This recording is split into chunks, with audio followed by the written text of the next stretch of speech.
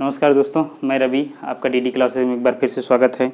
हिंदी के एक नए अध्याय विराम चिन्ह, जो कि परीक्षा के दृष्टिगत बहुत ही इम्पोर्टेंट है। और क्वेश्चन सीधा सीधा आ जाता है कि निम्न में से कौन सा चिन्ह है, या हंस पद का क्या है, लाघव का क्या होता है, लोप क्या होता है, पाद चिन्ह क्या होता है, इत्यादि इत्यादि की इत्यादि क्वेश्चन आते हैं। तो कहीं ना कहीं स्टूडेंट काफ़ी कंफ्यूज होते हैं और इनको जो है काफ़ी हल्के में लेते हैं। तो प्लीज़ आप लोग इसको सीरियस लीजिए, क्योंकि एक कहते हैं ना, बूंद बूंद से घड़ा भरता है। आप एक एक नंबर कलेक्ट करेंगे तो कहीं ना कहीं आपको मेरिट में पहुंचाने के लिए बहुत मददगार साबित होगा। ठीक, तो आइए देखते हैं दोस्तों हम विराम चिन्ह। क्या देखते हैं? विराम चिन्ह। विराम चिन्ह का अर्थ क्या होता है? ठहराव। अर्थ क्या होता है दोस्तों?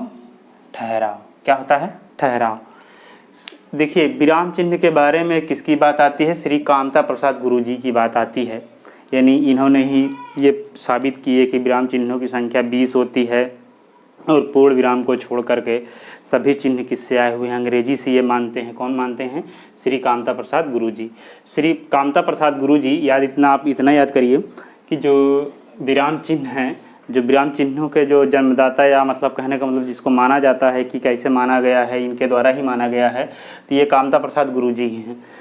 कामता प्रसाद गुरुजी ने विराम चिन्हों को अंग्रेजी से लिया मानते हैं। वे पूर्ण विराम को छोड़कर सभी विराम चिन्हों को अंग्रेजी से संबद्ध किया है। देखिए, अल्प विराम क्या होता है दोस्तों? पहला क्या है हमारा? अल्प विराम।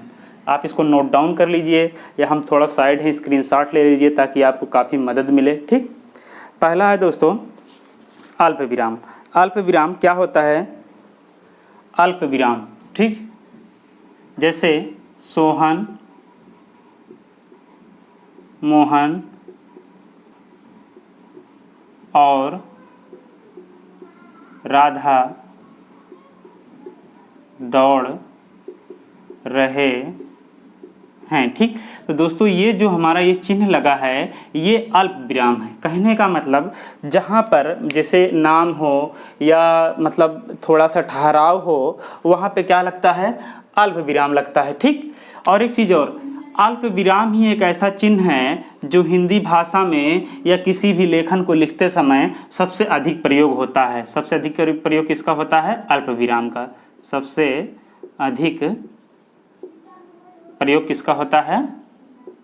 अल्प विराम का। ठीक दोस्तों, अल्प विराम को। अब देखिए, अगला है अर्ध विराम। अगला है अर्ध विराम। और अर्ध विराम किसे कहते हैं? आइए देखते हैं हम लोग। जैसे कि हम लिखते हैं, वाक्य में जब अल्प विराम से अधिक ठहराव होता है। कहने का मतलब जब इससे क्या होगा? अधिक ठहराव होगा अल्प विराम से, तो क्या हो जाएगा? अर्ध विराम। बट आपसे ये नहीं पूछेगा कि अर्ध विराम किसे कहते हैं, अर्ध विराम किसे कहते हैं। आपको एक या तो फिर एक वाक्य पूरा लिखा रहेगा, एक सेंटेंस दिया रहेगा, उसमें इस चिन्हों का प्रयोग किया रहेगा और पूछेगा कि निम्न में से कौन सा चिन्ह है। ऑप्शन दे देगा अल्प विराम, अर्ध विराम, पूर्ण विराम, प्रश्न चिन्ह। यदि आपको इसको अच्छे से कंठस्थ नहीं है, नहीं पता है, तो आप बिल्कुल नहीं कर पाएंगे।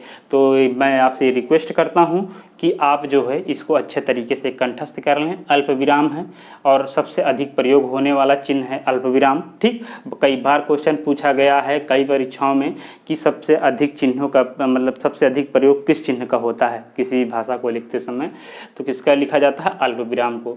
और फिर इससे जहाँ ज़्यादा थोड़ा ठहराव होगा अर्ध विराम।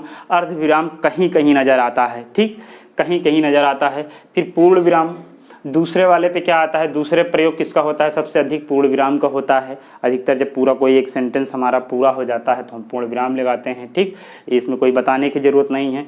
प्रश्न चिन्ह, जैसे तुमने खाना क्यों खाया?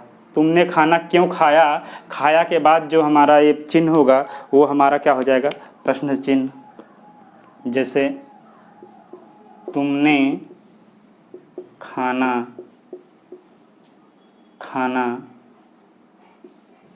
क्यों खाया, तो ये जो चिन्ह हमारा लगेगा, ये हमारा क्या लगेगा? प्रश्नवाचक चिन्ह हो जाएगा, यह प्रश्न चिन्ह हो जाएगा। ठीक, अगला है हमारा आश्चर्य चिन्ह या विस्मयादिबोधक। देखिए, जब किसी हम शोक या दुख शोक में रहते हैं या खुशी में रहते हैं, कहते नहीं हैं कि ओहो मतलब अफसोस जहाँ की बातें करते हैं, या फिर कहते हैं हुर्र है मतलब जीत गए, मतलब ऐसे तमाम तरीके की बातें होती हैं। तो वहाँ क्या होता है, आश्चर्य चिन्ह यानी विस्मयादिबोधक चिन्ह का प्रयोग होता है। एक चीज़ और, अगला है निर्देशक चिन्ह या डैश चिन्ह। ठीक, कहते नहीं जैसे हम कुछ चीज़ लिखते हैं, जैसे माता पिता के बीच में जो चिन्ह लगा ये हमारा क्या है, डैश चिन्ह है, माता पिता। ठीक, जैसे मतलब ये हमारा माता पिता, और कौन सा समास है आप इसको कमेंट करके बताइएगा, माता पिता। ठीक, कौन सा समास है ये भी हम पूछ रहे हैं आपको, कौन सा समास है।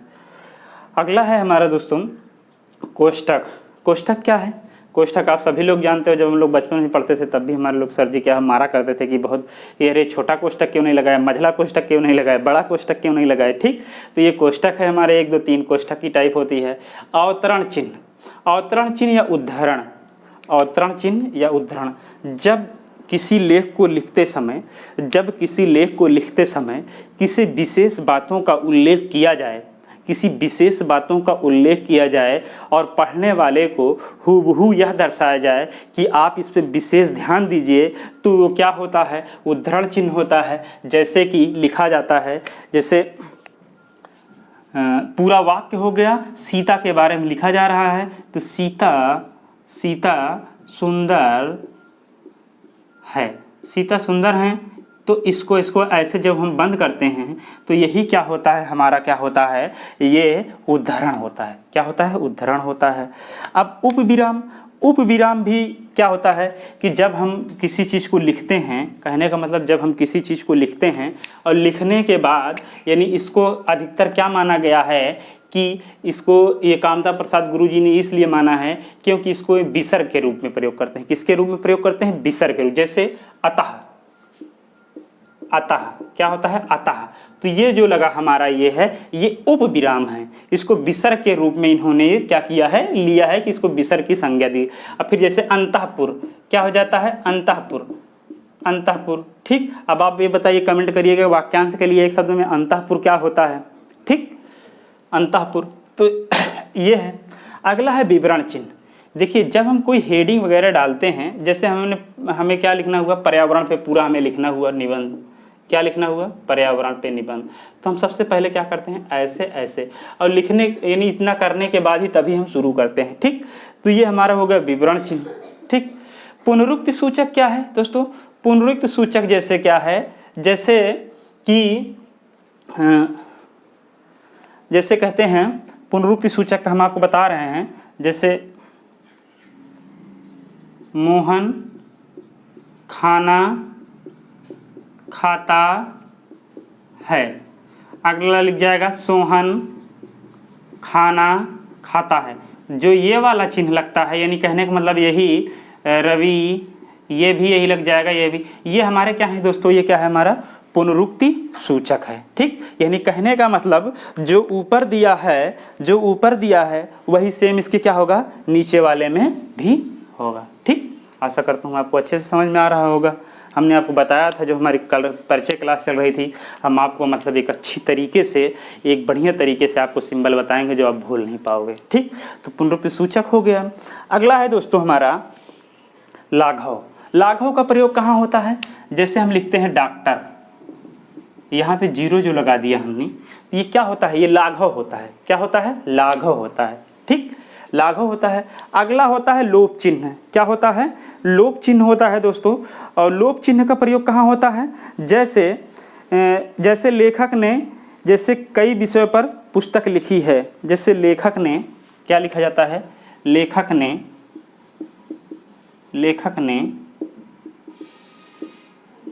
कई विषयों पर पुस्तक लिखी है। तो जैसे लेखक ने कई विषयों पर पुस्तक लिखी है, तो क्या होता है कि ये इसका प्रयोग कहाँ हो जाता है, जैसे मतलब जैसे एक स्थान पे जगह खाली हो जाता है तो आदमी ऐसे ऐसे ऐसे ऐसे बढ़ा के लिख लेता है। क्या करता है, बढ़ा के लिखता है कि जहाँ पे हमारा पूरा वाक्य ना आ पाए, जिस कॉर्नर पे या जिस पन्ने पे नहीं आ पाता है, तो इसका एक लोप चिन्ह का प्रयोग दे देता है, फिर उसके बाद लगा देता है, फिर आगे आके लिखता है। ठीक, अगला है दोस्तों पाद चिन्ह। क्या है, पाद चिन्ह। पाद चिन्ह में क्या होता है, उसके नीचे लाइन खींच दी जाती है, जैसे पाद चिन्ह रेखा कहते हैं, और यह उदाहरण समझी जा सकती है। पाद चिन्ह क्या होता है, जैसे हमने ये लिखा है, आपको पूर्ण विराम लिखा है, पूर्ण विराम के नीचे क्या कर दिया है, एक रेखा खींच दिया है, तो ये क्या हो गया, हमारा पाद चिन्ह हो गया। अब दीर्घ उच्चारण क्या होता है दोस्तों, दीर्घ उच्चारण आप जानते हो कि जब हम किसी मात्राओं को गिनते हैं तो ये दीर्घ का होता है, और ये क्या होता है, लघु का होता है। ये क्या होता है, लघु का, ये क्या होता है, दीर्घ का सिंबल होता है। ठीक, अगला है पाद बिंदु। पाद बिंदु हमारा क्या होता है दोस्तों, पाद बिंदु जैसे हम क्या लिखते हैं कि गज़ल, क्या लिखते हैं, गज़ल लिखते हैं, गज़ल, और खौफ, खिदमत, ज़मीन, ज़बान, किस्मत आदि। ठीक, तो जैसे पाद बिंदु लिखते हैं तो जैसे कुछ चीज़ लिखना होता है हमें,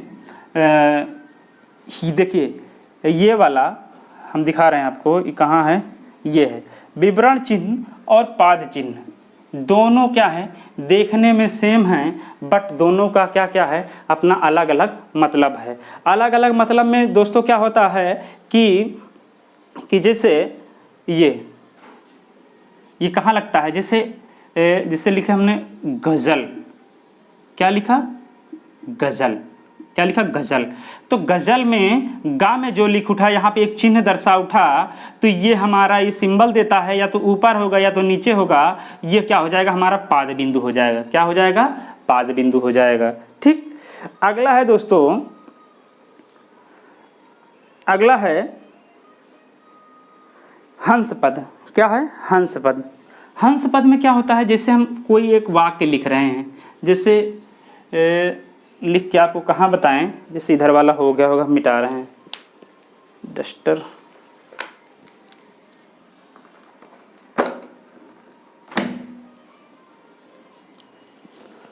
डस्टर ये है, हम आपको लिख के अच्छे तरीके से बता रहे हैं।